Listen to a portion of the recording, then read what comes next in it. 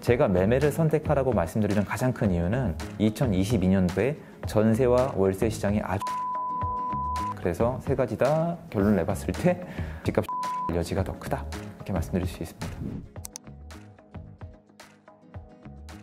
예, 저는 2024년까지는 폭락은 어렵다고 보고 있습니다. 제가 수년 동안 부동산 시장에 직접 참여하면서 느낀 건데 많은 분들이 너무 많은 정보에 노출이 되어 있어요. 거시경제학, 해외 부동산, 금리에서부터 모든 걸 공부하려고 그러시는데 제가 직접 결과로 한번 느껴보니까 결국에는 이 필수적인 부동산은 수요와 공급이거든요. 수요와 공급을 통한 거래, 그리고 그 다음 나오는 가격, 이 네 가지 요소가 답니다. 2024년도까지 수요보다 공급이 월등히 많은 구간이 있느냐? 이게 없는 거예요. 지금 당장 공급 계획만 많을 뿐 이 구간이 없다고 전 보고 있기 때문에 2024년도까지는 폭락이 어렵다고 생각하고 있습니다. 첫 번째로 금리 인상인데요. 한번 한국의 역사를 살펴보면 금리를 2006년도부터 2008년도까지 올린 적이 있습니다. 근데 2006년도부터 2008년도까지는 서울 부동산 폭등시기예요. 그리고 2008년도부터 2010년도까지 금리가 내려갔지만 그 구간에는 부동산 가격이 약간 정확히 표현하면은 지지부진했다고 표현하는 게 맞는 것 같아요. 그리고 그 다음에 2010년도부터 2015년도까지 금리를 내렸지만 그 당시에는 부동산이 또 내려갔어요. 역사적으로 금리와 부동산은 직접적인 연관이 있다는 그런 논리가 없습니다. 그래서 지금도 금리를 올리고 있지만 부동산과 직접적으로 연관해서 저는 생각하고 있지 않고요.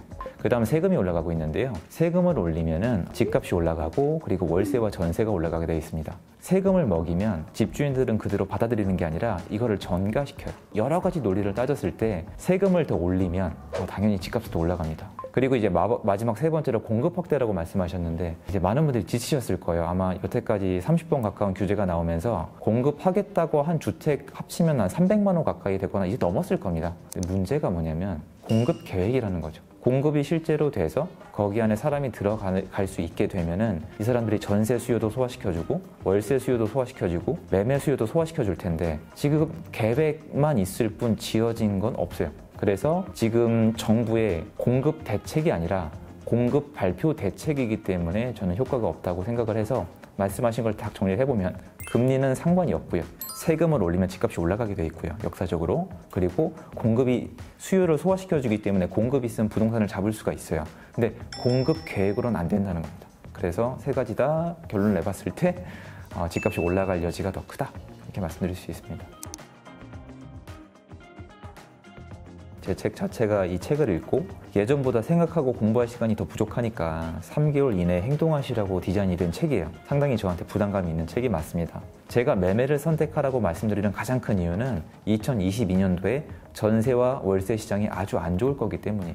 매매가 제일 좋은 게 아니고요. 매매가 그냥 보통이면은 매매가 보통 전세가 나쁜 거, 월세가 더 나쁜 거면은 더 나쁜 거, 나쁜 거 보통 중에서 보통을 골라야 한다는 거예요. 그런데 제가 하고 싶은 얘기는 나쁜 거를 선택하시지 말라는 얘기를 하고 싶은 거예요. 근데 저는 지금 하락 중이라고 생각하고 있지 않거든요. 전 지금도 이 밑에서 월세 시장이 끌어오르고 있고 월세 시장이 끌어오르면 그 다음은 전세 시장이고 전세 시장이 끌어오면 지난 2년처럼 매매 시장 차례라고 생각을 하거든요. 그래서 수도권에 지금 내 집 마련을 하자, 전세 월세 계약하지 말자라고 말씀드리고 싶어서 하다 못해서 책을 냈습니다. 제일 중요한 부분은 제 책을 보시면 알 수 있다는 거고, 대표적으로 제가 기억나는 게 최근에 다녀온 데가 광명시 하안동.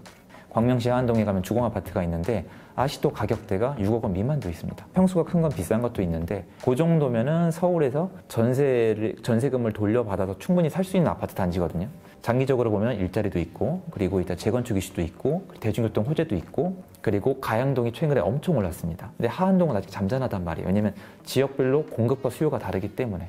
이런 면에서 하안동 같은 곳이 누가 들었을 때는 난 거기 살 필요가 없는데, 내가 선망하는 지역이 아닌데 라고 말씀드리겠지만, 그렇게라도 시작을 하셔야 앞으로 내가 원하는 아파트까지 옮겨 탈 수 있기 때문에 제 책에 담긴 지역들은 그런 식으로 지금 접근이 가능한 가성비가 좋은 첫 단추가 되어줄 재화를 제공할 수 있는 지역인 거지, 아까 말씀드렸던 옛날에 미분양이 났는데도 안 팔렸던 좋은 입지 아파트들이 아닙니다. 그래서 하안동 일단 말씀드리고 싶습니다.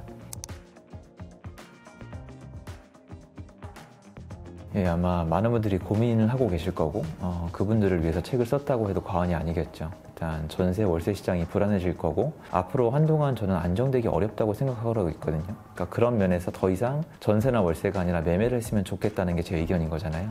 그런데 많은 분들이 여기서 봉착을 해요. 대출도 안 나오고 이미 비싸다. 난 돈이 없다.